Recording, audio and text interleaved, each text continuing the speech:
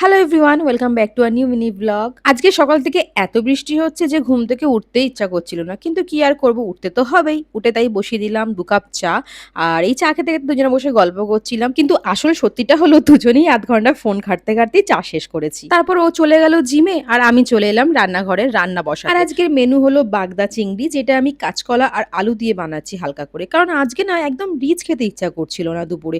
আর এটা না ভালোই লাগে খেতে। পাতলা ঝোল হলে কি হবে? খেতে কিন্তু দারুণ টেস্টি হয়। তোমরাও বানিয়ে খেয়ে দেখো, ভালোই লাগবে। আর মালাইকারি তো এটা অবশ্যই ভালো লাগে, বাগদা চিংড়ি বলে কথা। এটা এমনিতেই একটা টেস্টি মিষ্টি, মিষ্টি ভাব আছে এটার মধ্যে।